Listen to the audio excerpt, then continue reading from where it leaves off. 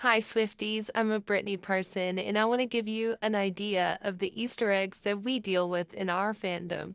Everyone knows that Taylor's version of Reputation is coming out very soon, and she's foreshadowing it all over the place. This is a still from the Look What You Made Me Do music video, and there's a reason why I think Britney and Taylor are cross promoting their Easter eggs. Many people believe that Taylor was referencing this very famous photo shoot of Britney in a bathtub full of diamonds. But that's not really what's going on at this moment. I've already made a post of these pictures Britney shared of her and Taylor last month and how it's hinting at some of the same business people involved with Britney and her conservatorship were also involved in Taylor's early career, which is true. Brittany posted this the other night, and I was like, wait a goddamn minute.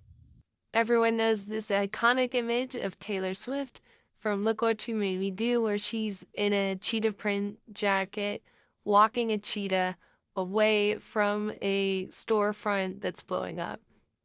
Brittany has always used imagery of big cats. This is an old post of cheetahs, and the caption was very interesting. She says it's basically just gibberish, but there are some interesting keywords. Brittany talks about mathematical concepts a lot, but the one that gets me is Republican holdup. I think a lot of the corruption we cannot see has to do with whatever behind the scenes politics are going on with the billionaires that run the entertainment industry. And those skew conservative. Same with the people that own sports teams. I feel like Taylor's fans get to have so much fun with their Easter eggs and their hypotheses, and people play along, but in Freddie's fandom, it's all gloom and doom. Is she safe? Is she okay? Is she alive? And no one really wants to intellectually engage with many of the Easter eggs. Not that they don't, but they don't. I don't know who they are if they don't do it with me, because it's not like part of the Britney fandom culture. I've been thinking a lot about what makes a coincidence or if something is just perennial, classic, you know, cliche, and that's why everyone does it, or if these specific works of art are actually in dialogue with each other. I really hope so. I mean, star-crossed Easter eggs just sound so romantic, right? And we know they've both been harmed by the industry in very different ways, but alas, we need a lot of people to uproot all the corruption going on. Back in February, Brittany wrote, "Coming soon, fancy diamond dresses." Diamond emoji, dress emoji. And I wrote a whole caption about this theory I've been developing. Basically, I wrote fan fiction about why it was cool that Easter eggs become this democratizing communication method that transverses um, levels of society. And I could read this whole thing to you. The pop princess code in a grossly unequal world, every year a new ingenue is pedestalized after winning the big show. Their hearts become gilded cages as they become of myth and not man. For what they wanted was not to be the nobility of legends, but the security of flesh. The commoners, too, forgot themselves in the flare of the dazzle. Then the extraordinary starts to permeate undetected in the bric-a-brac. No one knows when it started or how the leitmotifs traversed the stratum.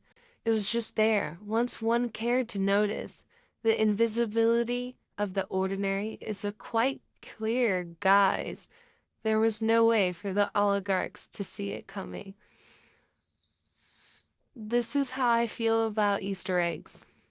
Brittany posted this the next day talking about diamond dresses, and if I had better light, the diamonds would pop even better. Okay, did she read my fan fiction? Probably, right? And this is the thing that's so frustrating about this fandom is that I have so many examples of this, but people still don't take my research seriously, and a lot of big fan accounts are run by industry. Brittany posted this after me, after I'd been posting about Project Songbird, and that's the code name for her Vegas residency by Caesars Entertainment. And I was referencing the new Hunger Games movie, The Battle of Songbirds and Snakes. And so I've been using those emojis together. And still no one fucking cares. Whatever. Brittany had made this whole long post about Beauty and the Beast. And then at the end, she referenced a Poison Daddy. And, the former head of Live Nation, lifelong besties with the Kardashians, head honcho of music industry, Irving Azoff, is called the Poison Dwarf. Does that seem like a surprise considering I posted about it for a couple days before this? I don't know. I don't know until people start talking, and I'm kind of tired of talking. Brittany had posted the whole video animation intro of Beauty and the Beast by Disney, and I would love help from Swifties. I would just love if these weren't coincidences.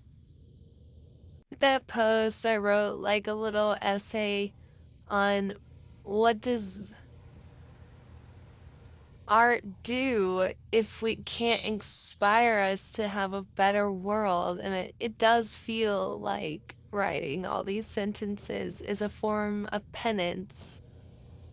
Brittany just posted this done sipping tea from a straw, and I guess I feel better.